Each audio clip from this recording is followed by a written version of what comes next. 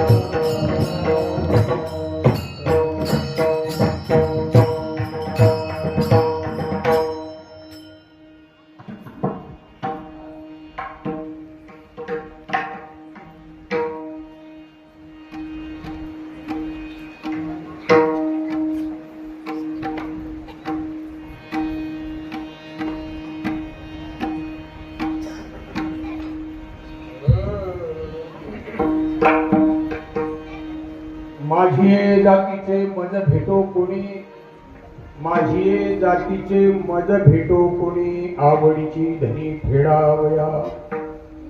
आवडीच्या हरी अंतरापासून ऐशियाचे मणी आर्त माझी. दया लागी जीव भूतो कासावीस, पाहतील वास नयन हे. सुफळ हा जन्म होईल तिथून, देता अलिंगण वैष्णवाशी. आवडीच्या हरी अंतरापासून ऐशियाची मनी आर्त माझी. तुकाकडे तोची सुदीन सोहळा, गाऊया गोपाळा धनीवरी. आवडीच्या हरी अंतरापासून ऐशियाची मनी आर्त माझी.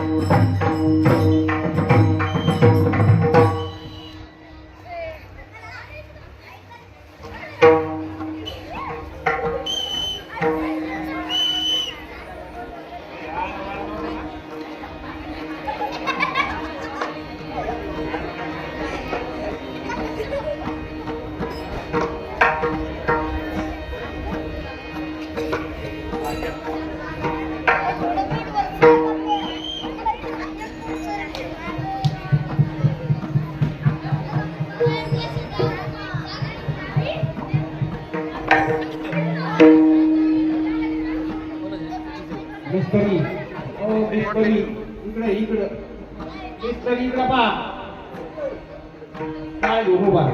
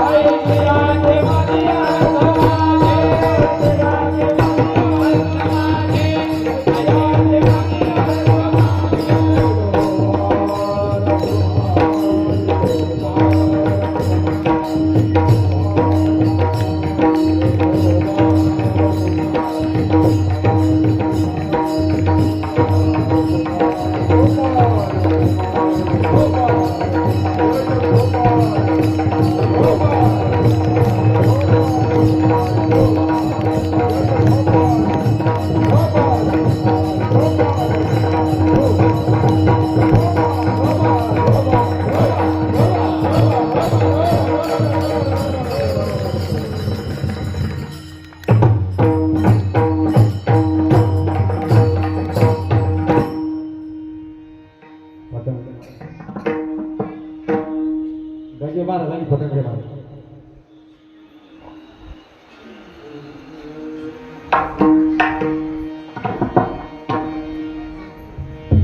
माझी जातीचे मज भेटो कोणी, माझी जातीचे मज भेटो कोणी,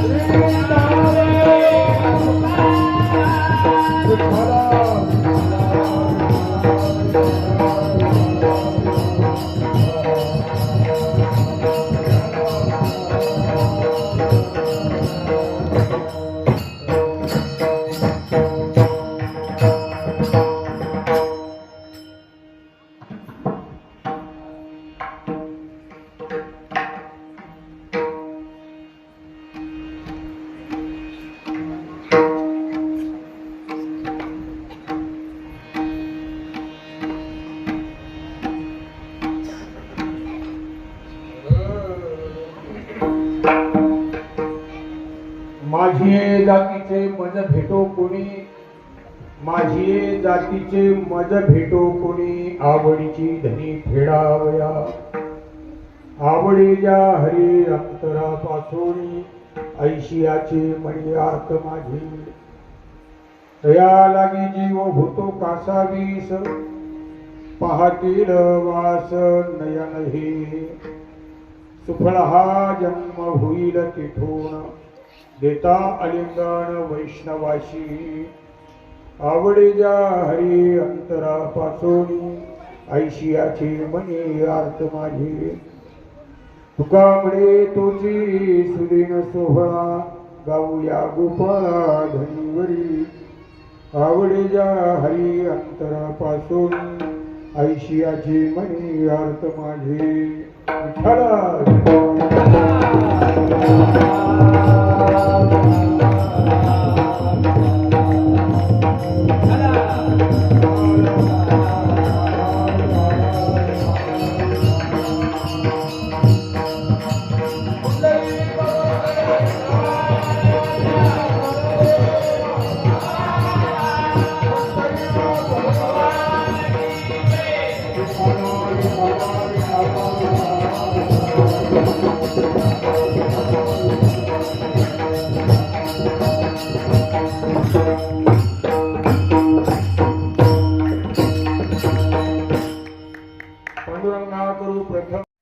दुसरे चरण संताची. हा हा पक्वाला हारणे मी नाही आमच्याकडं गावामध्ये असं झालं कीर्तन करायचं टाकला पक्वाच्याकडे टाकला म्हणलं नाही. पक्वा ही आपली देवता गणेश लहान पक्वा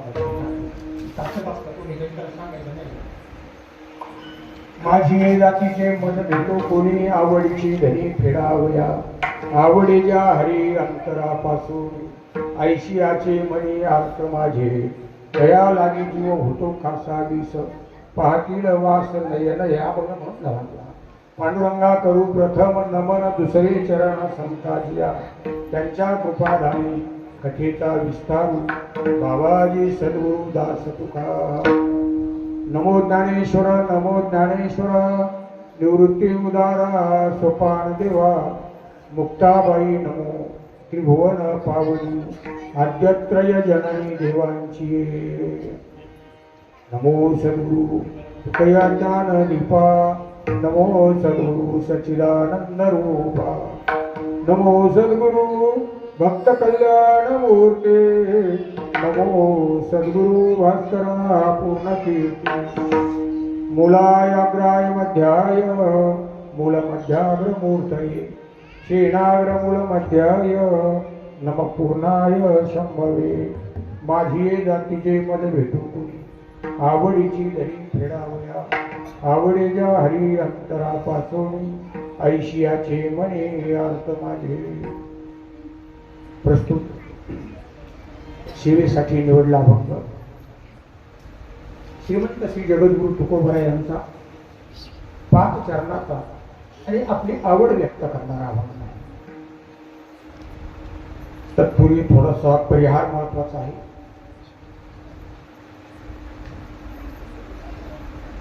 शेवगाव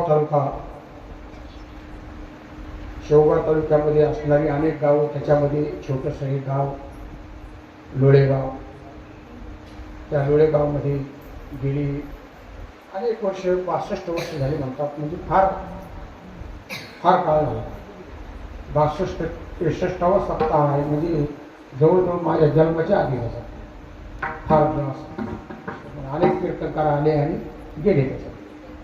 असो, तर या ठिकाणी लोळेगाव म्हटलं की वडूल आणि लोळेगाव ही जुनी वारकऱ्यांची गाव. बरं, वारकऱ्यांची गाव. आता कारभारी बाबा हे याला वडुल्यामध्ये पूजनीय तुकाराम बाबा, त्याच्यानंतर कारभारी बाबा, त्याचबरोबर पुन्हा काशीनाथ बाबा, आळंदी पंढरी वारकरी महात्मा होता. वडुल्यामध्येच त्यांचा देह गेलेला आहे. तसेच लोळेगाव या गावामधीलच नारायण तात्या यांच्या शुभ आशीर्वादाने हा नाम सप्ताह अनेक वर्षापासून चालू आहे. कीर्तनकाराच्या आशीर्वादाने असण्यापेक्षा वारकऱ्यांच्या आशीर्वादाने, जे स्वतः सेवा करतात. कीर्तनकाराचं काय बोलून मोकळं होतं, काय बोलतात पुन्हा काय त्यांना घेणं नसतं. पण काकड्यापासून तर सगळ्या कीर्तन सुटेपर्यंत सतत भजन करत राहतात, त्यांना वारकरी म्हणतात. अतिशय श्रद्धावान, श्रद्धा ज्यांची घडत नाही.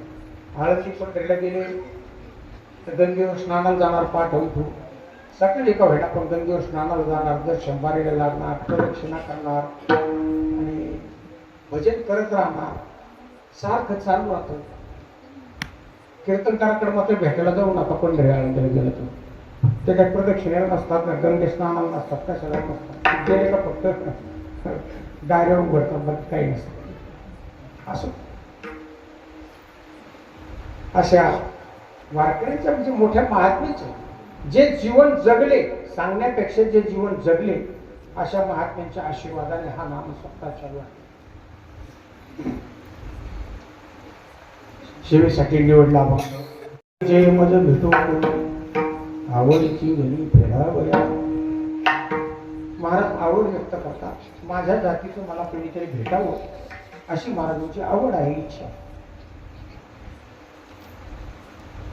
आता मूळ प्रश्न असा आहे, हे जातीपातीच्या गोष्टी आत्ता आल्या, एवढी दरी पडली, त्या जातीपातीच्या व्यवहारामध्ये धर्म नष्ट व्हायची वेळ आहे. 18 पगड जाती जरी हिंदू धर्मात असल्या तरी 18 पगड जाती जरी एकमेकाशी भांडू लागल्या तर धर्मच संपून जाईल. आणि जुना काळचा जर विचार केला, आपल्या साधू संतांच्या जीवनामध्ये जर विचार केला, अगदी ज्ञानोबरायापासून तर निळोबराया बहिणाबाईपर्यंत आपल्या साधू संतांनी जातीपातीचा विचार केला नाही.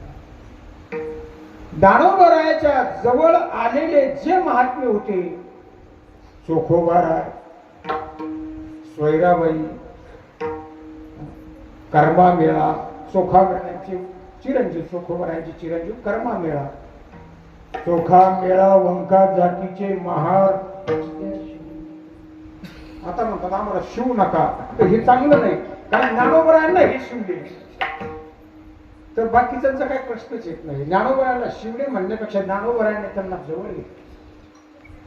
आपल्या साधू संतांनी जाती व्यक्ती पडे बिंदुडे ज्ञानोबराय सांगते, जेव्हा भावे होती मदनिनले जैसे लवण कण घातले सागरा माझी. जातीपातीचा विचार संतांनी केला नाही. जगद्गुरु तुकोबरायाकडे जर पाहिलं, तुकोबराय म्हणतात उंचणीचे काही नेणे भगवंत इष्टे भाव भक्ती कोणिया. सगळ्या जातीचा संत तुकोबरायाने अभंगात ओढलेले आहे. दाशी पुत्र कन्या विदुराच्या बक्षी. भगवंतालाही जातपात मान्य नाही आणि संतांनाही जातपात मान्य नाही. भगवान परमात्म्याला पक्वान्नाचा भेद होता दुर्योधनाकडे, पण भगवान परमात्मा तिकडे गेले नाही. भगवान परमात्मा विदुरा घरच्या कन्या खायला, विदुरा घरच्या भक्षिणी कन्या परमानंदी झाला.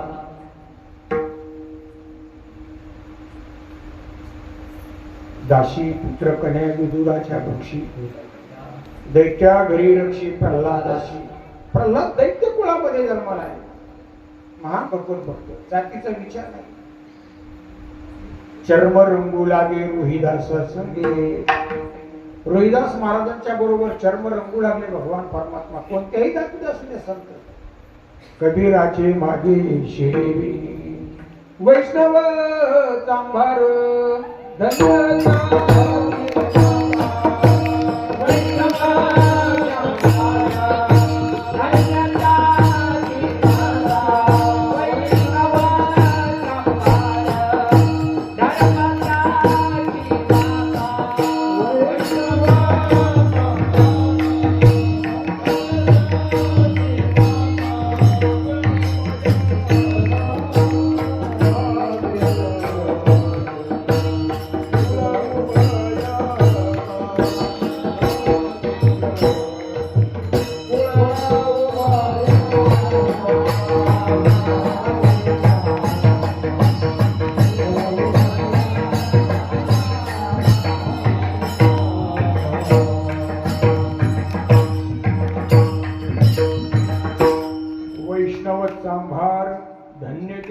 माता.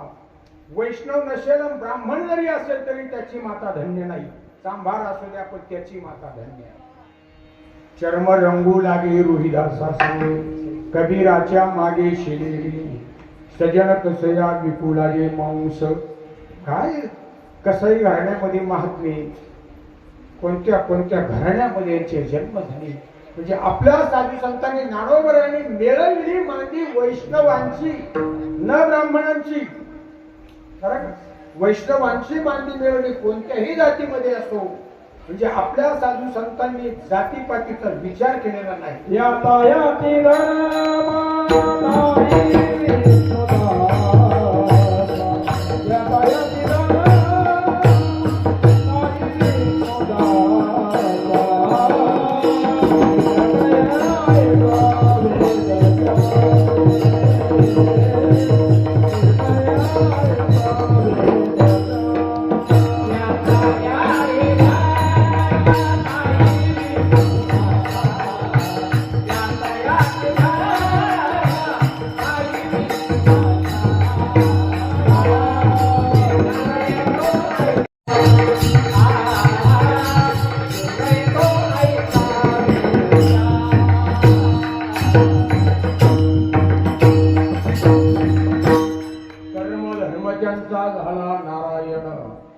यातायाती धर्म नाही विष्णुदासा.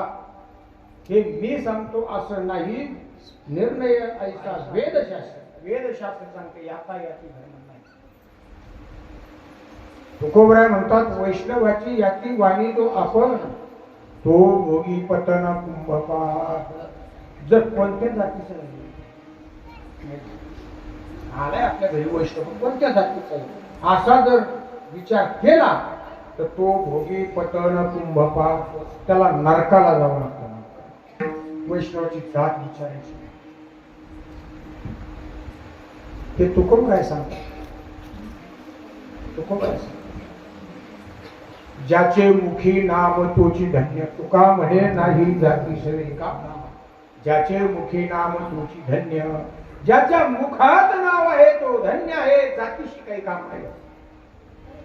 एक दृष्टांत महाराजांनी टाकला. फिरंगी अतिता नाही बारा मुले मोले विके सहस्र. तलवार आहे तलवार. छत्रपती शिवाजी महाराजांची तशी तलवार होती. झाशीच्या राणी तलवार दुधार तलवार कशी फिरवली तर लागणारच. इकडून या धारेने एक शत्रू मारला की दुसऱ्या धारेने दुसरा शत्रू. त्या तलवारीची किंमत गुणावर किंमत आहे. सहस्रवरी हजारो रुपये त्या तलवारीची किंमत आहे. पण आतिता जर ती तलवार घिसाड्याकडे घेऊन गेलं, ती तापवली, लाल गुंद करून घिसाड्याने त्याचा गोळा केला. हिरणी आतिता त्याची किंमत किती झाली? 12 रुपये नये. 12 रुपये सुद्धा नाही त्या काळाच्या नियमाप्रमाणे. 12 रुपये नाही म्हणा, त्या काळचे रुके. आता 20 रुपये किलो चालू आहे मला वाटतं भंगार. आणि आता काही काळापूर्वी 12 रुपये किलो होतं. पण त्या काळामध्ये 12 रुपये नये म्हणजे त्या लोखंडाची किंमत नाही, किंमत फिरंगीची आहे. तसं या माणसाची किंमत नाही, माणसाने केलेल्या कर्तृत्वाची, संतत्वाची किंमत. म्हणून वैष्णवाच्या जातीचा विचार करायचा नाही. याता याती धर्म नाही विष्णू.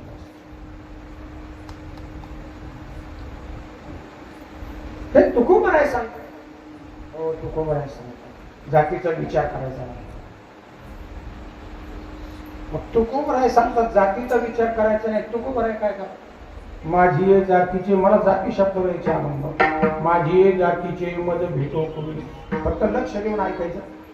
एकदा मुद्दा सुटला का पुन्हा तुम्हाला लक्षात येणार नाही काही. माझी जातीचे जाऊ द्या. तुकोबरायांना जातीचा स्वाभिमान असणं ही गोष्ट वेगळी आहे. पण या विश्वामध्ये जो जो जन्माला आला त्याला त्याला आपल्या आपल्या जातीचा अभिमान आहेच आणि असावा. ज्ञानोबराय सांगतात, अभिमानू न सांडी स्वजातीचा पुढे धर्म चालू. तुकोबरायला तरी काम असतं. प्रत्येक व्यक्तीला आपल्या जातीचा अभिमान आहे. माणसं सोडा, जनावरांना सुद्धा. एक सुभाषितकार सांगतात, मृगा मृग ही संगम अनुरजंती, गावाश्य गोभिस्तुरंगा स्तुरंगैः, मूर्खाश्य मूर्खै स्तुलिय स्तुलिभिः, समानशील व्यसनेषु सख्यम. जातीचा विचार करताना बघा, मृगा मृग ही संगम अनुरजंती. आता आपल्या भागामध्ये पहिले हरणं खूप होते, आता कमी झाली. तशी हरणाचा जर कळत त्यांच्या मागे पारदी लागले, कळप पुढे पळतोय, पळता पळता हरणाची फाटाफाट घातली आणि हरण चुकली. त्यातली काही त्यातले एक हरीत चुकलं, बाजूला गेलं एकटंच.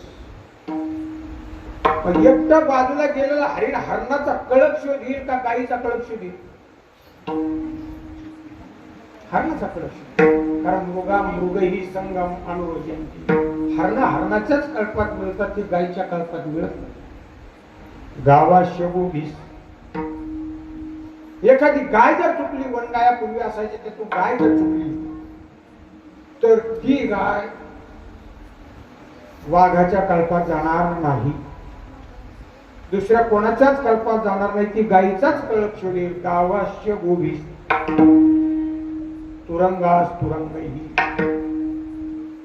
घोडा घोड्यामध्येच मिळेल, हरिण हरणामध्येच मिळेल. चला माणसाकडे, मूर्खाश्य मूर्खै स्तुलिय स्तुलिभिः. निकाल लागल्यानंतर नापास झालेल्यांचा एक ग्रुप असतो आणि पास झालेल्यांचा एक ग्रुप असतो. म्हणजे त्यांची एक जात आणि यांची एक जात. हे बाकीचा जातीचा प्रश्न नाही.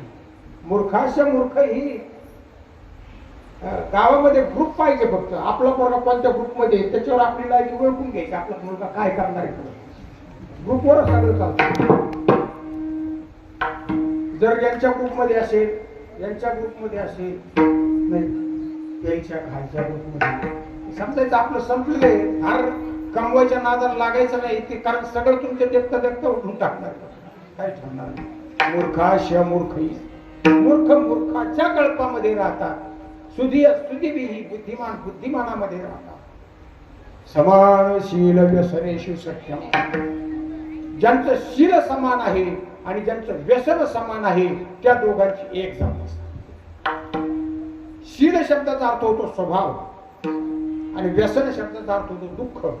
ज्यांचा स्वभाव आणि दुःख समान आहे त्या दोघांची एक जात असते. समानशील व्यसनेशी सक्षम.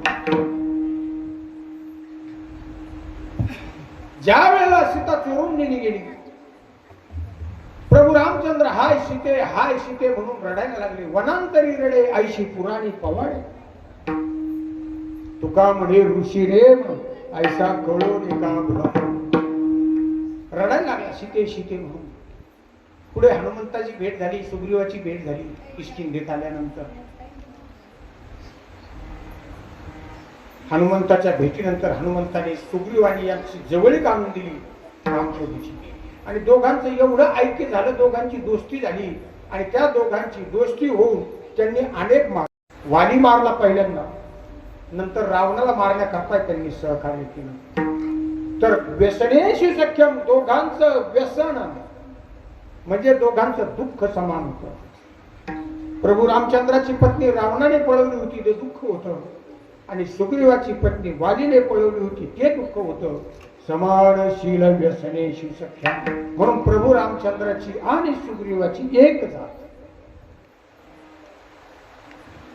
जातीमध्ये की आपण जे आता जाती पाहतो, 18 पगड जाती, हजारो जाती आहेत, त्याच्यात थोडं नाही. आपल्याला माहिती नाही जाती, 5-25 पुढे आपल्याला माहिती नाही. पण सर्गस्य प्रतिसर्गशास्त्र 5 विभागामध्ये त्याचं विभाजन होऊन पुढे त्यांचं लोम प्रतिलोम होऊन त्या सगळ्या जाती निर्माण झालेल्या आहेत. पण एवढ्या ज्या जाती आहेत, या सगळ्या जाती शरीराच्या संदर्भाने आहेत, लौकिक जाती आहेत. लौकिक जात, याच्यापेक्षा एक अलौकिक जात, 2% करायची. लौकिक जात आणि अलौकिक जात. थोडी आता लौकिक जात जी आहे ती बाजूला ठेवा. चला, जातीचं लक्षण करायचं आपल्याला, तर चला नंतर करू, अवघडत नाही असं आपले स्वतः जाऊन. फक्त श्लोक म्हणून जातो, नित्यम एकम अनेकानुगतम जाती. ही जातीचं लक्षण सांगतो. असू आता जातीचे भेटावेत असं तुकोबराय म्हणतात. माझी जातीचे मज भेटो कोणी. प्रत्येकाला जातीची अपेक्षा, माझ्या जातीचं मला कोणीतरी भेटावं. कशासाठी भेटावं? तर आवडीची धनी फेडावया. या आवडीची धनी फेडावया. धनी फेडणं याचा अर्थ पोट भरणे. पोटभर बोलावं जर वाटलं ना तर कोणाजवळ बोलायचं नाही, जातीतच माणसाजवळ बोलायचं. एखादा घरातला मुलगा जर रागावला, रुसला, घरामध्ये काही किरकिर झाली, तो जर पुढे गेला तर त्याची चौकशी होते, कुठे गेला विचार होतो, सापडत नाही. त्यावेळेला घरचे माणसं विचार करतात, त्याचा अमुक असा मित्र आहे, ज्या मित्राला विचारलं तर त्याच्याकडे नक्कीच आपल्याला त्याचा पत्ता मिळेल. तो मित्र एका जातीचा असतो लौकिक दृष्टीनं, हा एका जातीचा असतो. पण तो कुठे गेला हे घरच्या माणसालाही माहिती नसतं, कारण घरचे माणसं त्याच्या जातीचे नाही, ते माहिती असते त्या मित्राला, म्हणजे मित्र त्याच्या जातीचा आहे. समानशील स्वभाव त्या दोघांचा समान आहे, म्हणून दोघांची एक जात. कशासाठी? आवडीची धनी फेडावया. पोटभर बोलण्यासाठी, पोटभर बोलायचं, पोटभर बोलण्यासाठी, आवडीची धनी फेडण्यासाठी माझ्या जातीचं मला कोणीतरी भेटावं. ठीक आहे.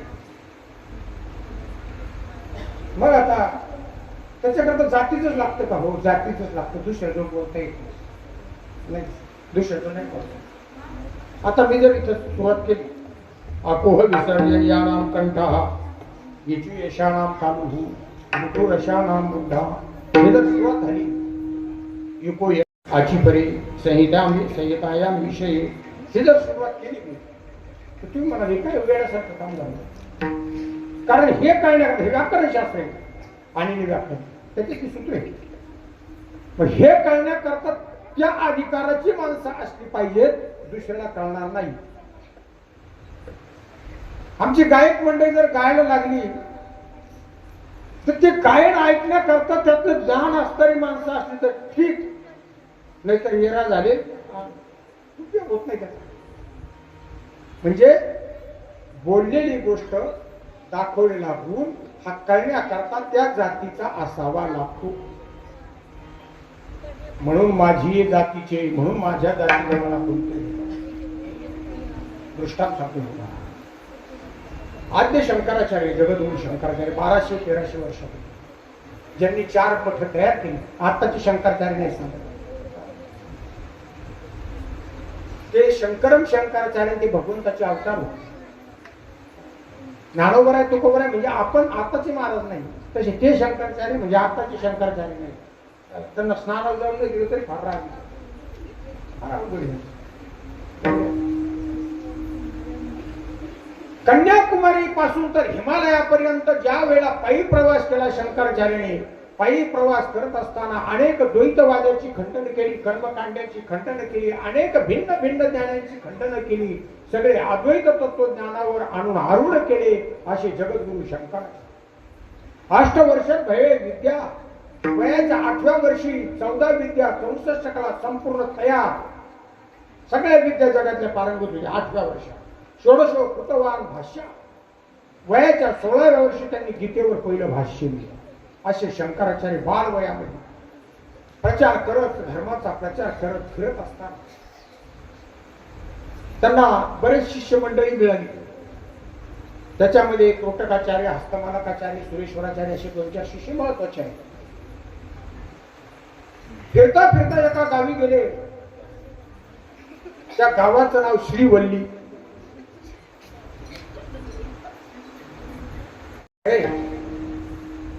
कीर्तन ऐकायचे. तुम्ही पुढच्या पिढीकरता तरुण मुले तुम्हाला तयार व्हायचे. आलं का लक्षात? कीर्तन ऐकायला कीर्तन काय शंकराचार्य त्या श्रीवल्ली नावाच्या गावाच्या जवळ एक नदी वाहत होती. त्या नदीकडे गेले फिरत फिरत. सकाळचा समय आहे. नदीवर स्नान केलं. नदीच्या काठावर झाड होतं. झाडाखाली मृगार्जुन टाकलेलं आहे. त्याच्यावर आचार्य बसले. ध्यानधारणा सुरू झाली. साधना सुरू झाली. साधना सुरू झाल्यानंतर त्या गंगेवरून महिला पाणी वाहत. पूर्वीच्या काळी गंगेवर ज्यांची ज्यांची गावं होती ते गावचे लोक गंगेवरून पाणी आणायचे पिण्यासाठी. झरा खोदायचा, झऱ्यातून पाणी आणायचं. आपण पैठणला पाहता पूर्वी आपण जायचो तर झऱ्यातच पाणी प्यायचं. आता मला वाटतं चूल भरायचं लांबच राहील, पण हातपाय सुद्धा कोणी दिसली. इतकी वाईट दशा कोणी केली. अहो ते नगरपालिका त्याचा विचार करत नाही आणि केर कचरा करणारे त्याचा विचारच करत नाही. स्वच्छ भारत, स्वच्छ भारत महात्मा गांधीपासून 4 गांधीबाबांनी केलं, मोदी साहेबांनी केलं, पण स्वच्छ भारत व्हायला तयार नाही. खाल्लं तर तिथं टाकून देतं. कसं काय स्वच्छ भारत? गंगेची स्थिती वाईट आहे.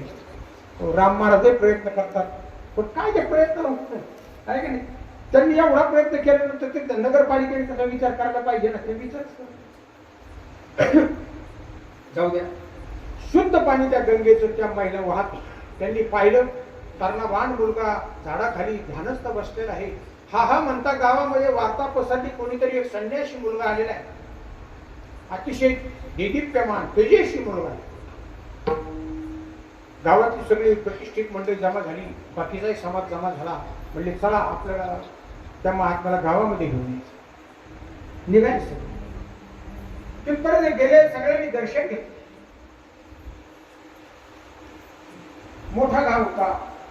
2000 घरे त्या गावामध्ये होती. प्रभाकर शास्त्री नावाचे ब्राह्मण जे राहतो, ब्राह्मणांचाच गाव होता. आणि जे काही पुढच्या मंडळी, पुढची तोंडाची मंडळी होती, त्यांनी थोडस महाराजांना विनंती केली, महाराज आमच्याकडे आज गावामध्ये यावं जेवणासाठी. आग्रहाचं आमंत्रण दिलं. त्याला पुढीच आमंत्रण होतं. आग्रहाचं आमंत्रण. आचार्याने सांगितलं, हे पहा तुमचं आमंत्रण मला पोहोचलं. मला येता येत नाही जेवण्यासाठी कोणाकडे, कारण मी संन्यासी आहे आणि संन्याशाने 2 काही भिक्षा मागून खायची असती. त्यांनी कोणाच्या घरी जेवायचं नसतं. हा नियम आहे. संन्याशीचे अनेक नियम आहेत. आता ते नियम राहिले नाही कुठं संन्यासाला. तर ते संन्यासी, मी संन्यासी आहे म्हणे, मला भिक्षा मागेल 4 घरी आणि जेवण करीन नंतर.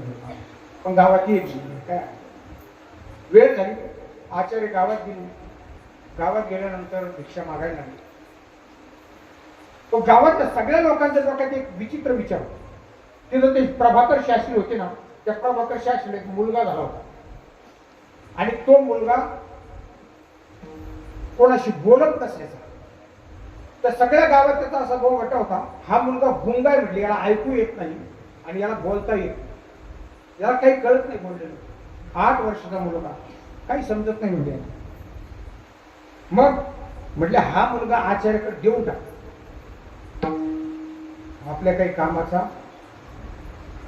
आळंदी महाराज जर आले तर लोक काय म्हणतात, एवढा मुलगा आळंदीला का? म्हणजे हा आमच्या काही कामाचा बेकामी पोर आळंदीला पाठवून. परमार्थाविषयी लोकांच्या धारणा थोड्या वेगळ्या आहेत. असो, आचार्याबरोबर देऊ म्हणले पाठवून, काही हरकत नाही. भिक्षा मागत आले, 2 घरी भिक्षा मागितली. ती प्रभाकर शास्त्रींच्या घरी गेली. ती बाई आणि ती शास्त्री व दोघेही त्या मुलाला घेऊन आले. म्हणजे महाराज, हा आमचा मुलगा 8 वर्षाचा झाला, याला वाणी बोलता येत नाही आणि याचं ऐकू येत नाही म्हणे, या बोललेलं कळत नाही म्हणे, गुंगाय म्हणे, काय काम. अख्खं गाव तिथं पाहिलं. आचार्य काय बघतात, काय करतात नाही. आचार्य पाहिलं आणि नजर झाली. नजर झाल्या बरोबर एकमेकांचा अधिकार लक्षात येतो. अधिकारी पुरुषाला अधिकार त्याच्याकडे जातीचा लागतो ना.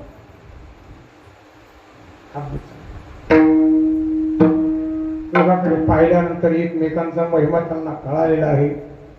भक्ताचा महिमा भक्ताची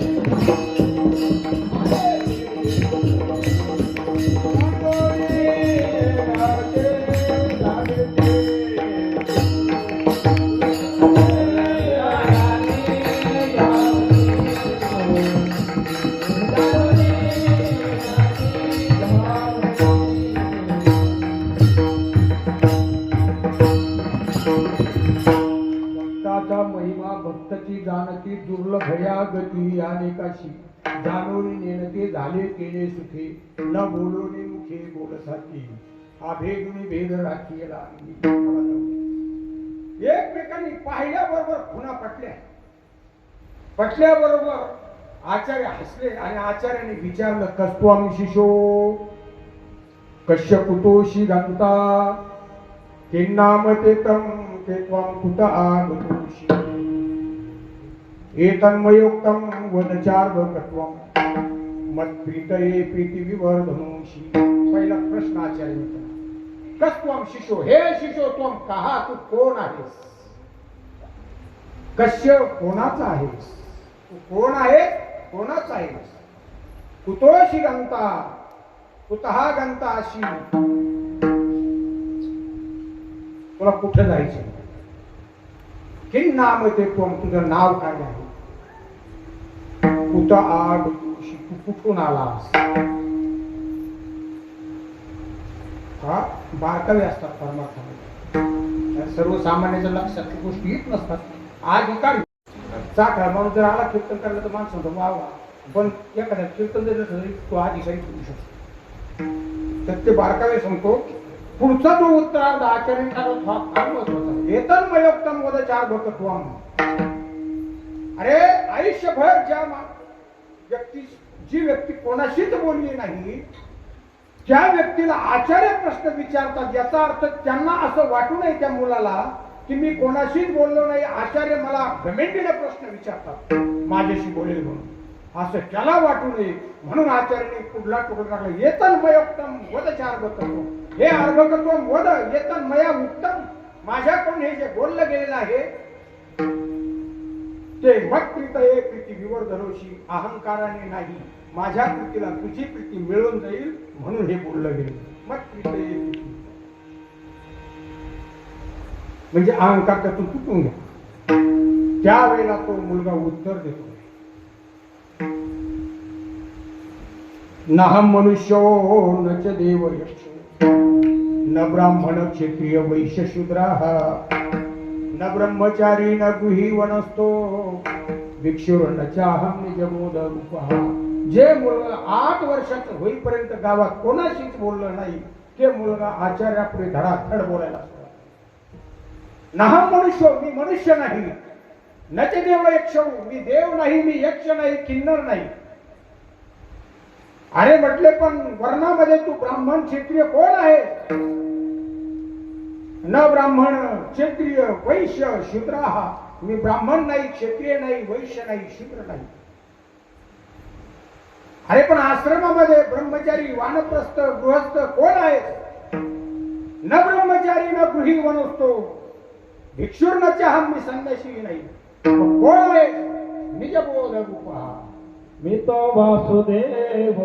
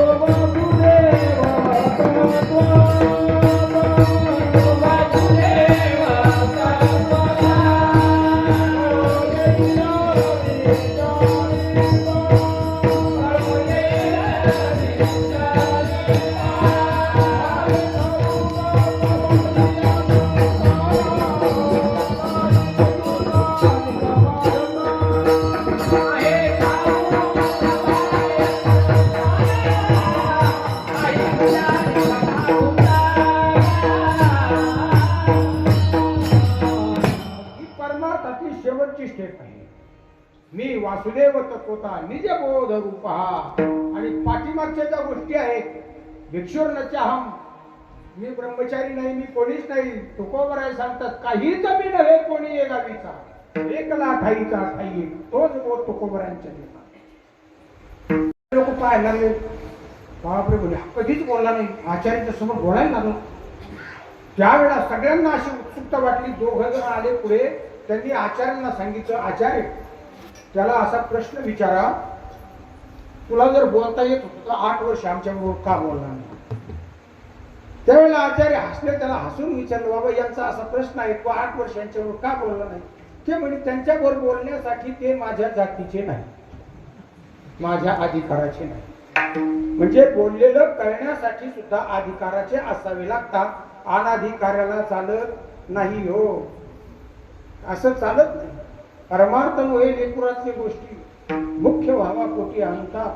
कीर्तन ऐकायची म्हणजे गंमत म्हणून नाही, चिंतनीय माणसं असावी लागतात. थोडंसं ऐकण्याची एक धाटी असावी लागते, नेहमीचे ऐकण्याची यांची सवय आहे. ऐकायचे म्हणजे बघ काहीतरी चालायचं, अभंग, अभंगातले शब्द आणि शब्दाची जी नेमका दृष्टिकोन आहे तो लक्षात घेऊनच चाललं पाहिजे. जातीचे माझ्या जातीचा असला पाहिजे करण्याकरता. म्हणून आवडीची धनी फेडावया करण्यासाठी तेवढ्या अधिकाराची व्यक्ती असावी लागते. म्हणून बाधिये जातीचे मज भेटू, आवडीची धनी फेडावया. तुकोबराय म्हणतात, बाबा माझ्या जातीचं मला कोणीतरी भेटावं. आणि कशा करता भेटावं? तर आवडीची धनी फेडावया. आवडीची धनी फेडण्याकरता म्हणजे मला त्याच्याकडे पोटभर त्याच्यासमोर बोलण्यासाठी मला तो भेटा. इथपर्यंत झालं. पहिल्यांदा मी बोललो लौकिक जाती अलौकिक जाती. लौकिक जाती आपण बाजूलाच ठेवले, त्याच्याशी काही घेणं नाही भास आपल्याला. पण ज्या अलौकिक जाती आहेत, अलौकिक जाती ज्या आहेत त्या अंतकरणाच्या संदर्भाने आहेत आणि लौकिक जाती शरीराच्या संबंधाने आहेत. हे दोन तुकडे लक्षात ठेवायचे. शरीराची जात वेगळी आणि अंतकरणाच्या संदर्भाने असणारी जात वेगळी. आता अंतकरणाच्या संदर्भाने जी जात असते ना, तुम्ही ब्राह्मण जरी असले शरीराने, पण तुमच्या अंतकरणात तुम्हाला जर चोरी करायची इच्छा असेल तर तुमची ब्राह्मण जात नाही, तुमची ती जात आहे. कोणती? तुका म्हणे तो ते या. ज्याचा संग चित्ती, तुका म्हणे तो ते या. चित्ताला ज्याचा संग आहे तो त्या जातीचा. आम्ही गुंचव घालण्यातले, आम्ही पाटील. तुम्ही पाटील बरोबर आहे, पण वैष्णव चांभार जर मालकरी असेल आणि तुम्ही पाटील जर धाब्यावर असाल तर कोणाची जात चांगली हो? म्हणून चित्ताच्या संदर्भाने जी जात असते ती अलौकिक जात असते आणि चित्ताच्या संबंधाने अधिकार परत जाती पडतात तशा नाही. त्याच्यामध्ये शास्त्रामध्ये 4 जाती पाडल्या: पामर, विषयी, जिज्ञासू आणि मुक्त. डोक्यावर नाही काय नाही, सोपं आहे. खराब पामर, विषयी, जिज्ञासू आणि मुक्त 4 जाती. पामर कोणाला म्हणतात तर पामर त्याचं लक्षण करावं लागेल आपल्याला. पामराचं लक्षण आहे अंगामनाशी रुचावे तुने कृत्या कृत्य आठवे जे करणे याचे नावे भरतेच करी. पामर त्याला म्हणतात जो शास्त्राने भोगायला सांगितलं तेही भोगतो, न भोगायला सांगितलं तेही भोगतो, त्याला पामर म्हणतात. ते मांडूळ असतं, हे तोंड हल्लं का ते तोंडाने चालतो, ते तोंड हल्लं का हे तोंडाने. वारकऱ्याला जेवत असलं शाकाहारी हाते पावला. पामराला ती त्याची गरज नाही. असलं शाकाहारी असलं नसलं चांगला दुसऱ्या तोंडाची काय अडचण. मग त्याला पामर म्हणतात.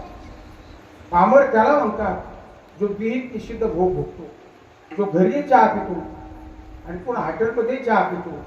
आता तुमच्या गावाकडे नसतं तसं, पण आमचं गाव रोडला आहे आणि रोडला लय माणसं असतात. रानातून आता चहा पिऊन घरी आले, घरी येऊन रानात घर सगळे लोक राहणार. एकदा गावात आले हॉटेलच्या पुढे, त्याशी ग्रुपनी जमा होता. आज तुझी बारी चहा, आज तुझी बारी. बळजबऱ्या पितात नाही, बळजबऱ्या पाचतात, चालूच असतो त्यांच्या काळात. आता माझ्या समोर शेजारचा एक माणूस घरी चहा पिऊन निघाला. तिथं आला तर गावात पाहिजे तू चहा पित होता. त्याला म्हणलं काय बाबा तू आता तर चहा पिऊन आला, परत चहा पितो हॉटेलमध्ये. तो म्हणलं तुम्हाला नाही कळायचं. म्हणलं त्याच्याने शिल्लक चहा उघडे नाही तसं नाही म्हणलं महाराज. मग घरच्या चहा घेण्यात फरक सांगतो मग तुम्हाला. काय फरक आहे? घरचा चहा आहे ना, माझी मंडळी रोज सकाळी उठल्यानंतर स्नान वगैरे करते आणि नंतर चहा बनवते. तसं इथं नाही म्हणजे इथला जो चहा बनवणार आहे ना, सकाळी उठल्याबरोबर चहा बनवतो, आंघोळीच्या भानगडीत पडत नाही. मग याची चव चांगली व्हावी.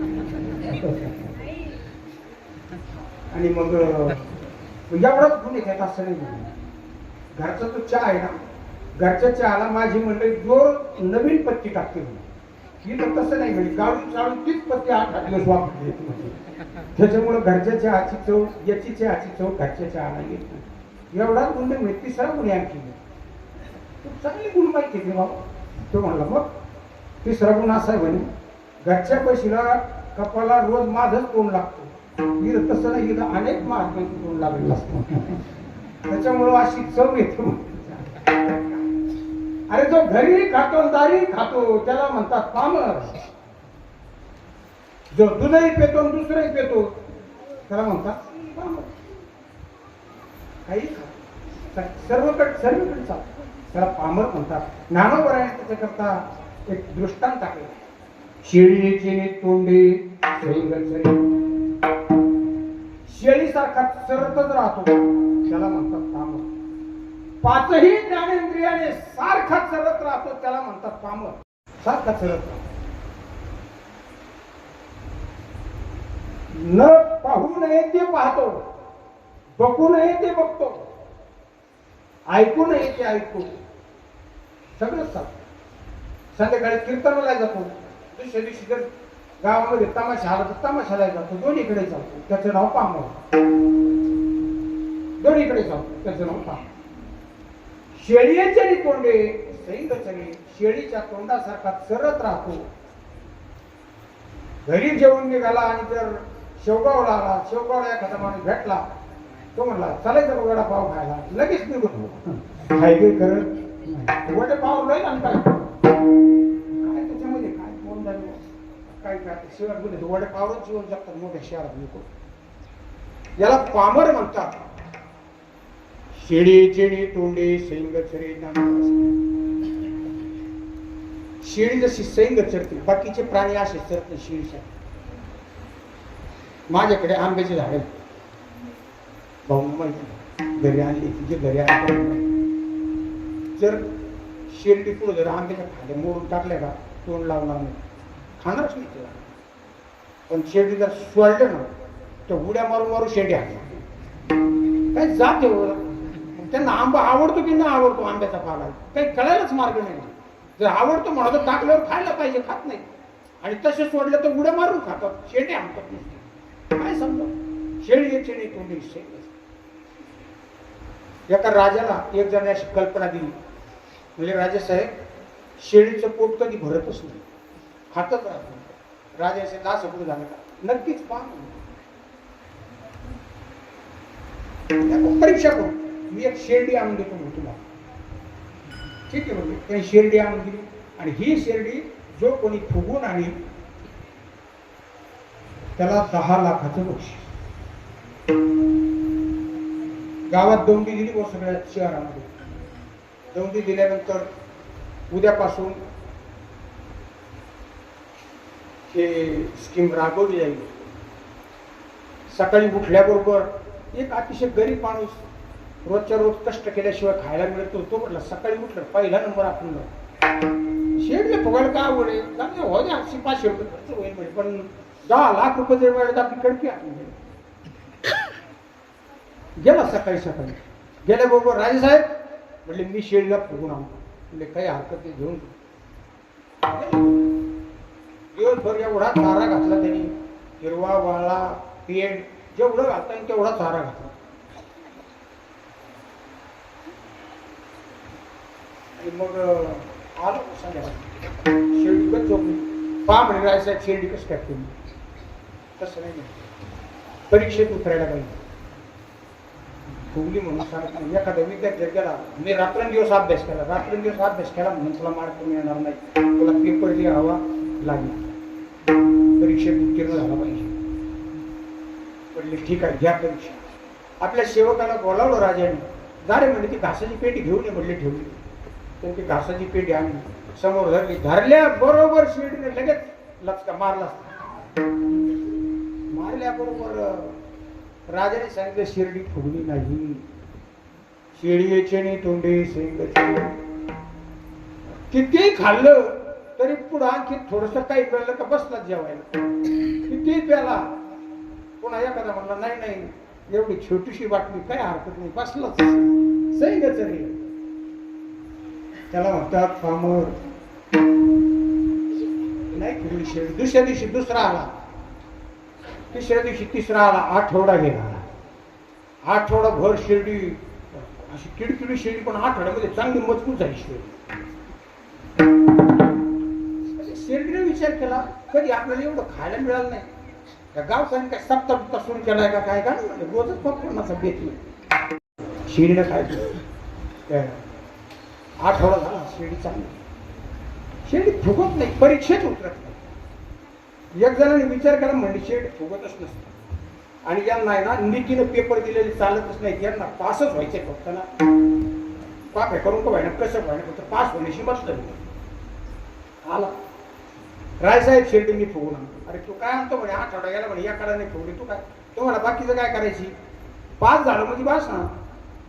कॉफी करू आणतो पाच झालं म्हणजे ठीक जा की. गेला की. घरी गेला एका काठी काढली एक घासाची पेंडी आणली धरली शिरली ते खायला लागल्याबरोबर थोबडच जे इंद्रिय असं बाजूला जर पडायला लागलं ना तर ते दिसतं थोबड आणलं पाहिजे कोणाचं त्या इंद्रिय तोंड जर म्हणलं ना चला आत घ्यावं तर त्यानेच त्याचं थोबड आणून घ्यायचं त्याने बाकी काय शिळीसारखं थोबड आणलं तरच जमतं नाही तर मग हे न जाती काम ना मग हो गे ना शामने भोगी काम वाढे इंधन यादिशी हाता जेवढा तुम्ही भोग भोगाल तेवढा काम वाढत चालतं जेवढा तुम्ही आगीमध्ये लाकडं टाकणार तेवढा अग्नी पेटणार म्हणून ते कमी केलं पाहिजे त्याने दिवसभर पराक्रम केला होता पेट धरायची ठोका मारायचा मका धरायची ठोका मारायचा दुपारपर्यंत प्रयोग केला दुपारून त्याने प्रयोग बदलवला घासाची पेंडी धरायची खायला लागली का काठी आपटायची कारण राजा पुढे हाणता येणार नाही काठी आपटायची आपटली का ती मागे सरकायची दुपारून हाच प्रयोग केला संध्याकाळी गेला राजाकडे राजेसाहेब पहा म्हणे शिर्डी राजाने पाहिलं अरे म्हणजे रोज एवढी शिर्डी फुगून येत होती तरी परीक्षेत उतरली नाही एवढा अभ्यास करून करून पास नाही झाले ते म्हणजे नका का व्हायना पण मी पास झाले जो राहणारच नाही कॉप्या करून का व्हायना कॉपीवरच पास म्हणले ठीक आहे काय आणा म्हणले ती पेंडी आणा पेंडी आणली हा बाजूला साऊ भरायला यमराजासारखा हातात काठी दांडे घेऊन शिर्डी त्याच्याकडेच पाहत होती हातवाला पाहत आणि मग घासाची पेंडी धरल्याबरोबर काठी वाजवल्याबरोबर शेंडी हात मारली याचा अर्थ असा शेळी जशी चरत राहते तसा जो मनुष्य कायमस्वरूपी सगळ्या इंद्रियाने चरत राहतो त्याला म्हणतात पामर का हो महाराज माझी जातीचे मज भेटो कोणी या पामर जातीचा तुम्हाला भेटला तर चालेल तुम्ही पामर आहात का तो कोबा पामर नव्हतं अरे पामराचं लक्षण मी सांगितलं एका ओळीतून सांगतो त्याला तरी स्वश्रिये वाचोनी नाकळावी अन्य कामिनी परश्रीस धनी आश्रयो न द्यावा स्वश्रिये वाचोनी नाकळावी अन्य कामिनी स्वश्री सांभाळायची त्याला विषय म्हणतात पण अन्य कामिनी जर सांभाळायची वेळ आली तर त्याला पामर म्हणतात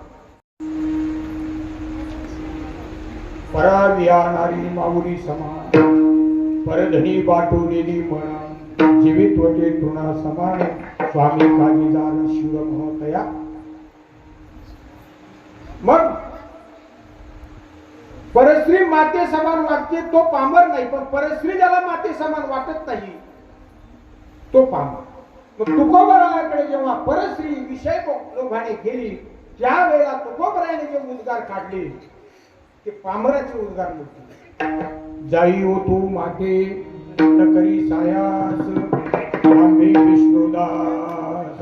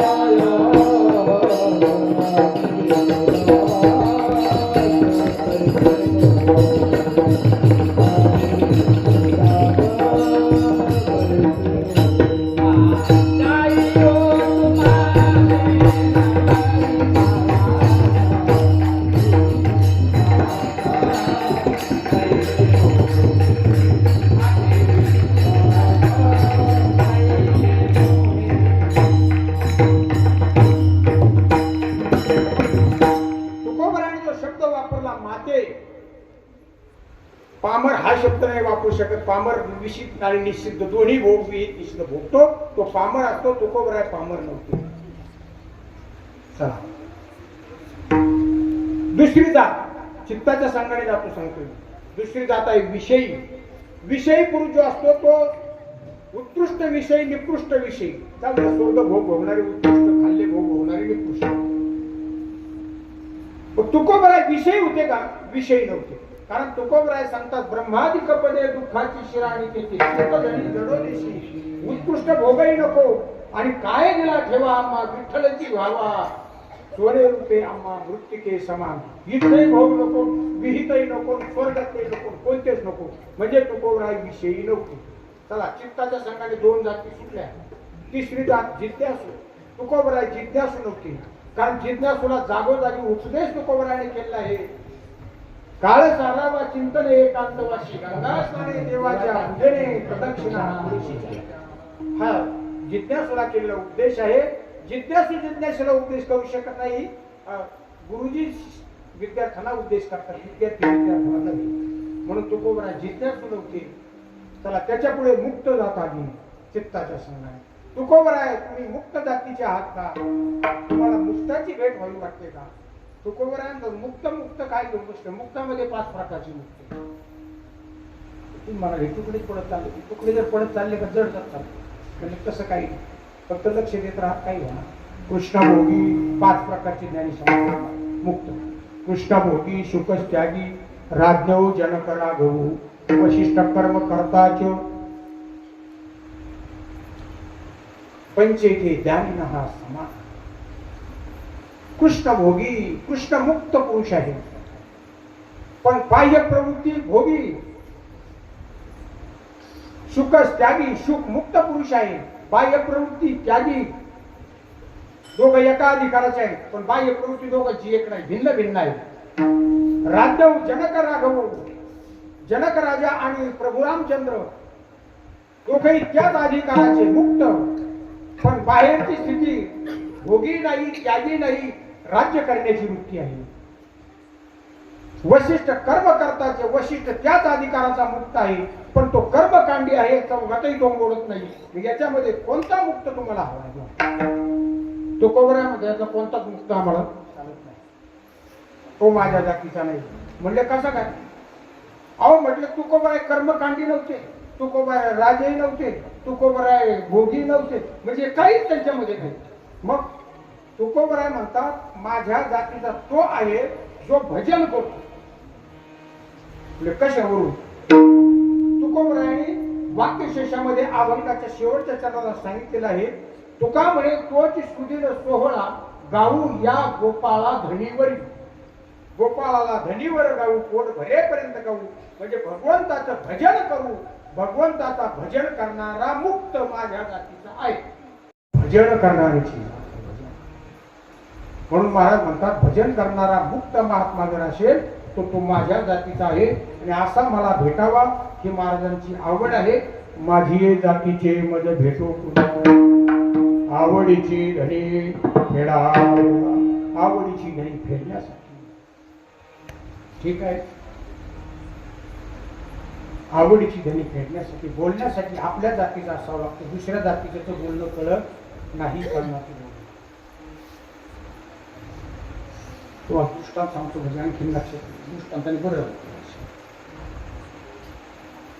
पुणे विद्यापीठामध्ये गाजलेलं विद्यापीठ पुणा युनिव्हर्सिटी म्हणजे गाजलेली आहे भारतभर. बाहेर राज्यातून मुलं मुली शिकायला येतात. महाराष्ट्रातले असतात. कुठल्या तरी डॉक्टर मोठ्या कोर्सला असेल मुलगा. कर्नाटकामधून एक मुलगी शिकायला आली पुण्यात. आणि महाराष्ट्रातला एक मुलगा गरीबच मुलगा होता. तोही त्या कोर्सला तिथं होता. हॉस्टेलला राहायची. एकमेकांच्या ओळखी पडल्यानंतर एकमेकांचे प्रेम संबंध जडत गेले. आणि प्रेम संबंध जोडल्यानंतर न कळता संग झाला, सहज खेळता. पुढे प्रसंग असा झाला की प्रेमापोटी त्याचं रूपांतर लग्नात झालं. 4-2 वर्षाचा कालावधी निघून गेला शिकत असताना. ती मुलगी कर्नाटकची होती.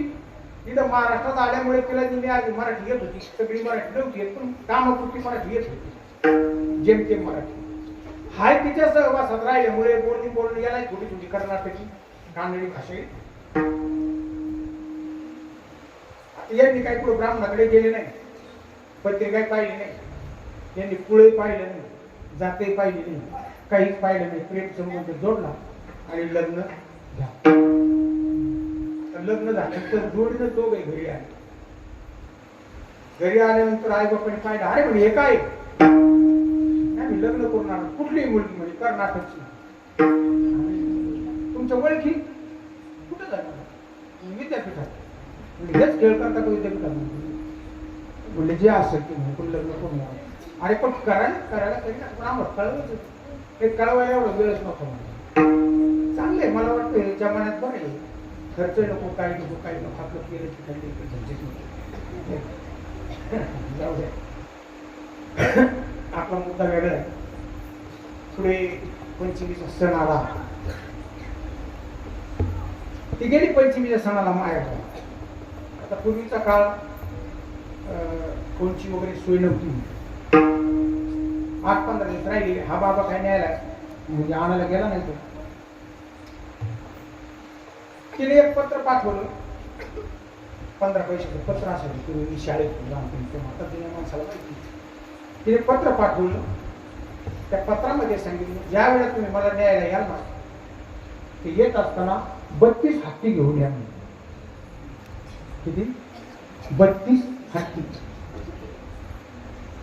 याने पत्र वाचलं. तो म्हटला, नसतं लग्न केलं तर परवडत असतं. आई बापाच्या हिशोबाने झाला. बाप विचार करणार. बापाने विचारलं, काय रे बाबा काय पत्रामध्ये आले? तेवढे बायकोने पत्र पाठवलं, येत असताना 32 हत्ती घेऊन या म्हणून. तुम्ही पोरं असेच म्हणजे, अरे विचार विनिमय करून लग्न करायचं असतं म्हणे. आता 32 हत्ती करून आणशील म्हणे. जाऊ दे म्हटलं, म्हणजे काय अडचण नाही, आपल्याला आणायचंच नाही.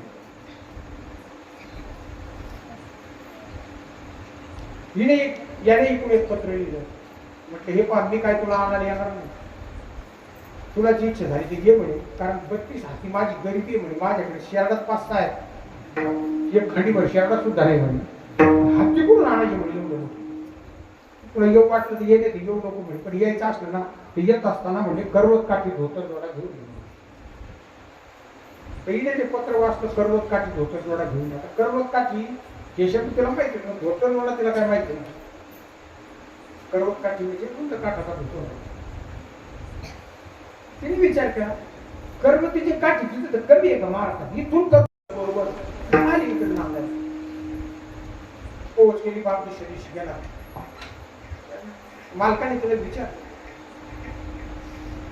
तिने पहिल्यांदा मालकाने सांगितलं, मला तुम्ही इथे लिहिलं म्हणे करवत काठी घेऊन. करवतीची काठी तिथे काय कमी आहे का? कशा करता लिहिलं म्हणे? अहो म्हणले, तसं नाही म्हणे.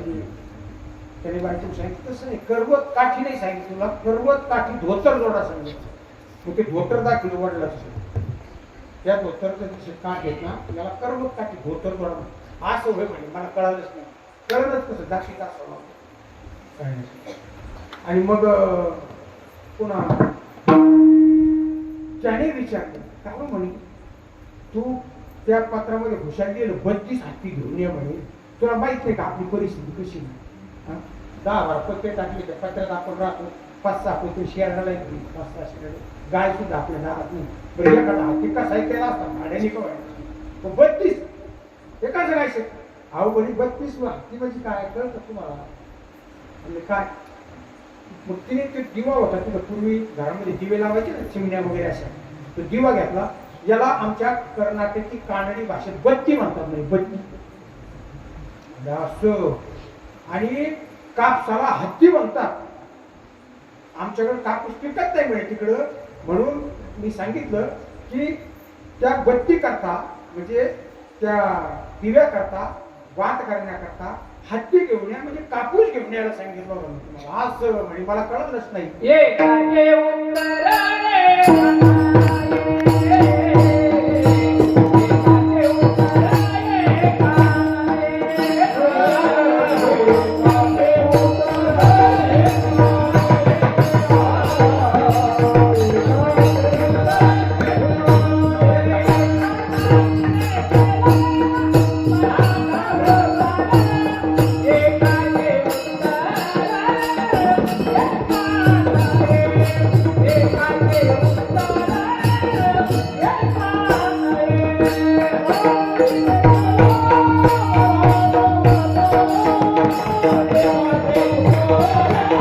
you.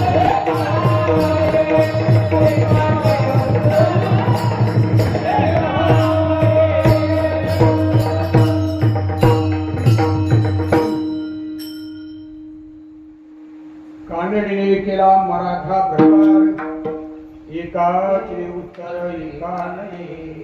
कानडी पोरीने मराठ्याचा प्रचार केला आणि दोघं जेव्हा बोलायला लागले याचं त्याला कळाना तिचं हिला कळाना, कारण दोघं एका जातीचे नव्हते.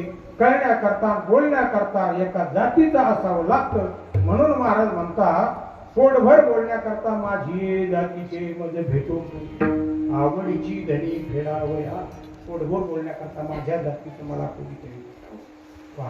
माझ्या जातीचं म्हणजे माझ्या स्वभाव जात पदार्थ लक्षात घरी गेले कोणी विचार जात पदार्थ काय सांगितलं जात शब्दार्थ काय सांगितलं स्वभाव. जात म्हणजे स्वभाव. तुमचा स्वभाव कसा आहे महाराजांनी विचारू ना कसा आहे. महाराजांनी सांगितले पहा माझा स्वभाव मी सांगतो. शेपक आपण घेत पण आपल्याला उपयोगात येतो म्हणून आणतो. आधी होता माझ्या दैवयोगी झाला पाढ्या त्याचे येळकोट येळकोट राहीना स्वभाव. वाघ्याचे गाणे म्हणून का बरेच दिवस सगळं कुणाला वाघ्याचे गाणे म्हणण्याचं राहायचं. दैवयोगी झाला पाढ्या पण परिस्थिती अशी त्याला काही त्याचा मूळ स्वभाव जायचा नाही. त्याचे येळकोट येळकोट राहिला कुठे गेलं का येळकोट येळकोट जय मला चालेल. आधी होती दाशी पट्टराणी केले तिशी. आधी झाड जोड करायचे लोकांची भांडी कुंडी करायची दाशीचं काम करायची पण तिला पण राजाची बायको केली पट्टराणी केली आवडती बायको. तिचे हिंडणे राहीना घरोघरी हिंडायचं जमा करायचं झाडायचं. तिचे हिंडणे राहीना मूळ स्वभाव जाईना तो स्वभाव. आधी होता ग्रामदोषी गावात पंचायत साधणारा. आधी होता ग्रामदोषी राज्यपद आले त्याशी त्याला राजा बनवलं पण त्याचे पंचांग राहीना मूळ स्वभाव जाईना. आधी होता संत संग संतांच्या सहवासात भजन केलं तुकोबराय. तुका झाला पांडुरंग पण तुकोबराय भजन करून करून पांडुरंग झाले म्हणजे मुक्त झाले. आणि मुक्त झाले तरी त्यांनी भजन सोडायला तयार नाही. त्याचे भजन राहिला म्हणजे मुक्त अवस्थेनंतर भजन करणारा हा त्यांच्या जातीचा आहे. हा त्यांचा स्वभाव आहे. त्याचे भजन राहिना मूळ स्वभाव जाईना. म्हणून मुक्त दशेनंतर जो पुन्हा भजन करतो कायम स्वरूपी तो माझ्या जातीचा आहे. हा माझा स्वभाव ही माझी जात आहे आणि अशा माझ्या जातीचा म्हणजे माझ्या स्वभावाचा मला कोणीतरी धोका भेटावा. आणि कशासाठी भेटावा तर आवडीची धनी फेडावया. पोटभर बोलण्यासाठी तो भेटावा अशी तुकोबरायांची आवड तुकोबरायांनी व्यक्त केलेली आहे. विठोबार पोमार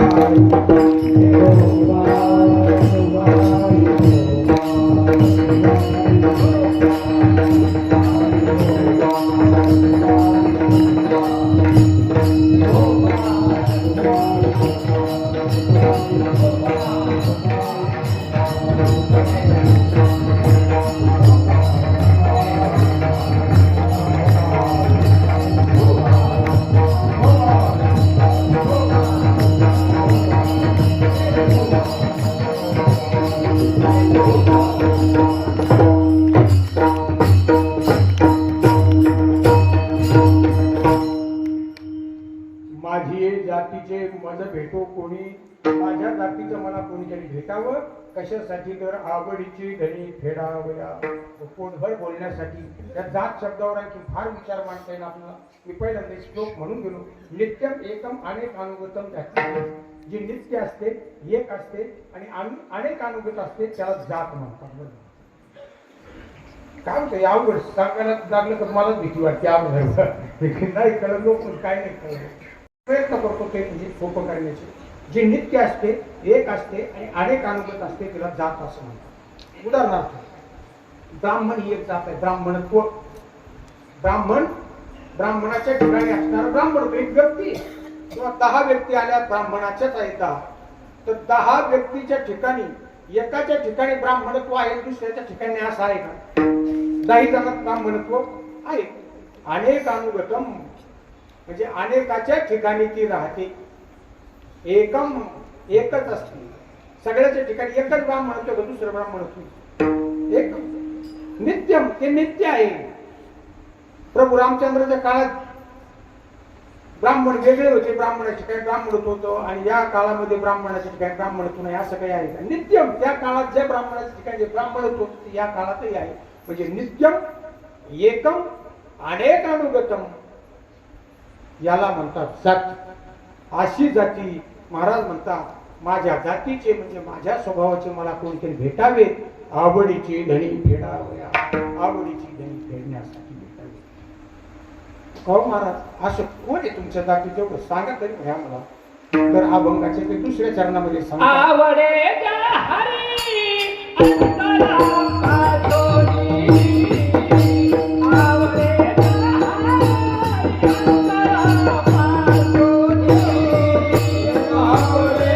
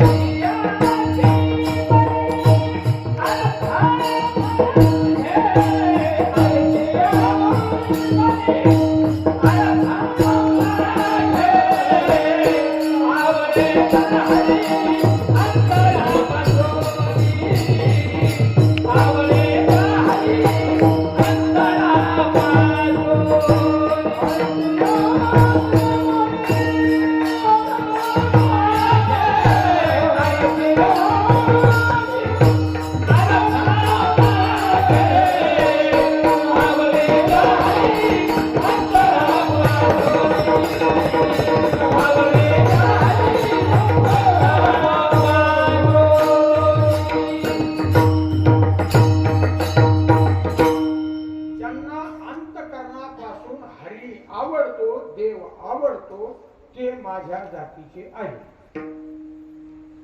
मग आम्ही तुमच्याच जातीचे काय अडचण? आम्हाला देव आवडतो नाही, देव आवडणारा माझ्या जातीचा नाही अंतरापासून. कारण जागोजागीचे मुद्दे टाकले असतात हे फार अवघड असतात. तसं जर म्हटलं असतं आपण सगळे त्यांचं तुम्ही इथं आले देव आवडतो म्हणून आले सगळे. देव आवडतो तो माझ्या जातीचा असं नाही. अंतरापासून अंतकरणापासून त्याला भगवंत आवडतो. हो आपल्याला सगळं आवडतं, सगळं आवडून राहिलेलं काही असे उडी केली प्रेम त्याच्यामध्ये आपण भगवंताला सापडून घेतो. बायका पोरं संपत्ती सत्ता मान पान सगळं सगळं जे काही असेल नसं लग्नामध्ये ढेलकर साड्या सुड्या सगळं फार लोक शिव्या घालून येतात. फार एवढं तर साड्या सुड्या घालतात म्हणजे सगळं आवडतं. सगळं आवडत हरी बी आवडतो. तसं नाही अंतरापासून पाहिजे. तो माझ्या जातीचा आहे. आवडे ज्या हरी अंतरापासून अंतकरणापासून. हे पहा अंतकरणापासून हरी आवडतो. काही ना हरी आवडतो पण संसारासाठी हरी आवडतो. हरी सर्वांना आवडतो संसारासाठी. काही ना हरी करता हरी आवडतो. हरी करता हरी आवडणं अंतरापासून आवडतं. संसारा करता हरी आवडणं अंतरापासून नाही. काही ना हरी करता संसार आवडतो. चांगले भगवंता करता संसार कारण खाऊन पिऊन दष्टपुष्ट असलं की भजन चांगलं करता येतं.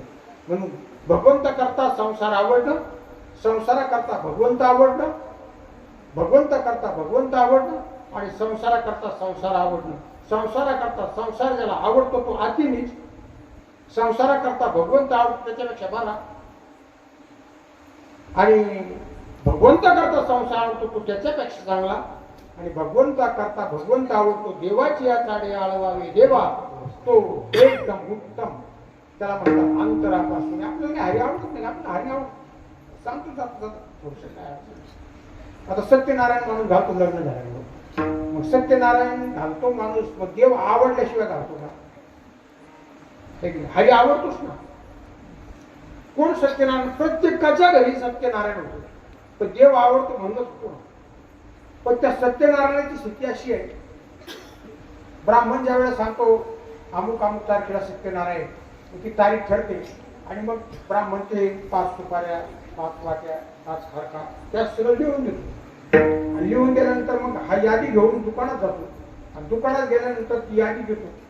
यादी दिल्यामुळे दुकानदाराच्या लक्षात येतो, कारण ही गोष्ट जी आहे ना ही सगळ्यांना लगेच करते टप्पा. आणि मग दुकानदाराला लक्षात येतं काय सत्यनारायण आहे का म्हणतो. म्हणजे तुम्ही कसं ओळखलं नाही म्हणजे ही 5 खारका 5 सुपाऱ्या 5 हिरव्या आहे. हा सत्यनारायणाची सुपारी लिहू. हा म्हणजे सत्यनारायणाच्या सुपाऱ्या सत्यनारायणाचा वाटा सत्यनारायणाचा खारका. म्हणजे सत्यनारायणाचे वाटे वेगळे देवीचे वाटे वेगळे आहे. खारका वेगवेगळे हो वेगळे वेगळेच दुकानदाराचे पैसे ठरले. पुजलेल्या सुपाऱ्या खाऊ झालेल्या खोबऱ्याच्या वाट्या किडलेल्या खारका ते सगळं घेऊन येतो. मुख्य ब्राह्मण देवाचे सगळे 5 मांडून सगळे पाठवून भरवतो ते सगळं चौरंग. भरवल्यानंतर ज्यावेळेला शेवटी संकल्प सोडतो त्यावेळेला ब्राह्मण म्हणतो पाणी घ्या हातात संकल्प सोडा. बरं कसा संकल्प सोडायचा. अस्माकं सकल द्विपादानां चतुष्पादानां. आमचे पै तेव्हा म्हणायचे आमच्या घरातले ढेकळं सुद्धा सुटली राहत. द्विपादानां चतुष्पादानां सगळे सुखात राहून त्यांना आयुष्य मिळो स्थैर्य मिळो सगळं मिळो. एवढा लांबलं तर संकल्प एवढं मिळो आणि एवढं मिळो मग सुपाऱ्या तरी मिळते आणणार तेवढ्या. पण ते सुद्धा आणण्याची इच्छा होत नाही. याचा अर्थ हरी आवडतो पण संसाराकरता हरी आवडतो तसं नाही. अंतरापासून ज्याला हरी आवडतो तो माझ्या जातीचा आहे. खेळा लागी जीव होतो कासळा विष पाटील वास नयन हे. माझे डोळे त्याची वास पाहतील त्याच्यासाठी माझा जीव कासा विष कधी मला तो भेटेल. असं काही तो स्वामी भेटेल काही ती देवी भेटेल युगा होऊन वडील निमिष माहिती अशा पद्धतीने बरं भेटले तर काय होईल. महाराज सांगतात सुफळ हा जन्म होईल ते थोडा देता आलिंगन वैष्णवाशी. त्यांना जर आलिंगन दिलं तर माझा जन्म सुफळ होईल. सुफळ होईल याचा अर्थ काय होईल मुक्त होईल असं नाही करायचा. कारण आलिंगन हे जरी प्रमाण असतं तर ती इथं बसत नाही. कारण इथं माझ्या जातीचाच शोधताना ज्ञानोत्तर भक्त शोधलेला आहे. तर मुक्ती मिळणं हा प्रश्नच नाही. मुक्तीच्या नंतरचाच विषय असा आहे. म्हणून त्यांची भेट झाली की आलिंगन झाल्याबरोबर सफळ जन्म होईल. याचा अर्थ असं होईल की मला भजनाचा लाभ होईल. संतांची संगती भजनात अशा पद्धतीने सुफळ हा जन्म होईल तिथून घेता अलिंगन वैष्णवाशी.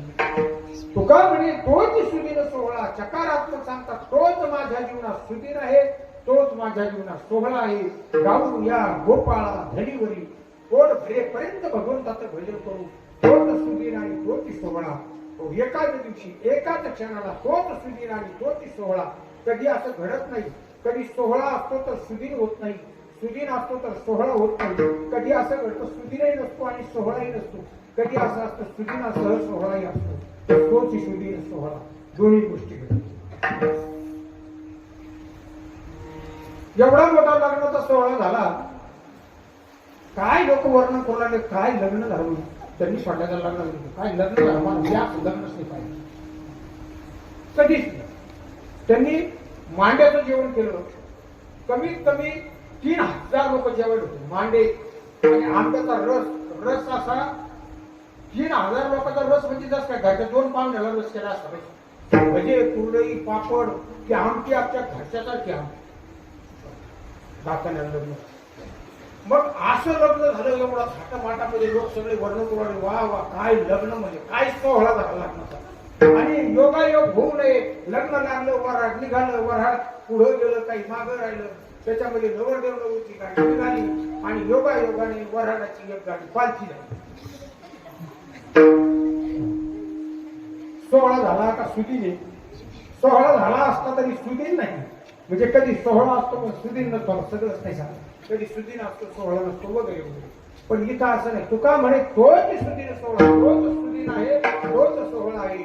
गाऊया गोपाळा धनी आवडीच्या हरी अंतरापासून ऐशियाचे म्हणे अर्थ माझे. करविली तैशी केली कटकट वाकडी काळी तर देव जाणे झालेली शिवा नागराज माऊलीच्या चरणी सद्गुरू योग महाराजांच्या चरणी समर्पित करून शिवेला तिथे पूर्ण करायचं आहे. ज्ञानेश्वर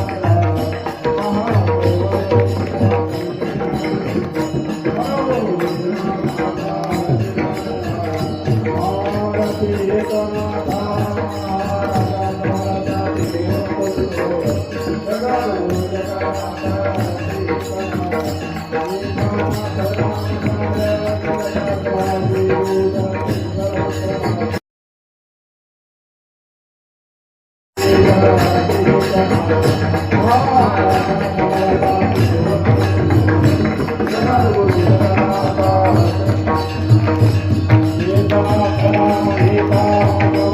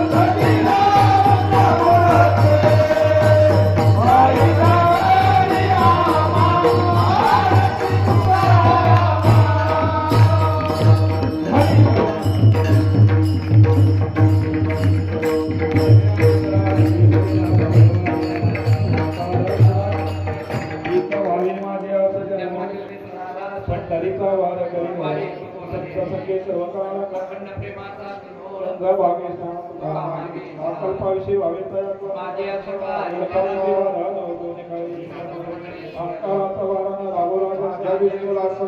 म्हणे काय असावे गणे ते तुझ संतास निर्वेची मजरी तुका हा म्हणे आता उदार तू होई मजरी ज्ञानदेव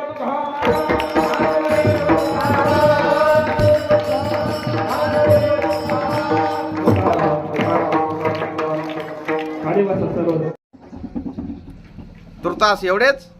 भेटूया पुढच्या बातमीपत्रात. जय हिंद, जय महाराष्ट्र.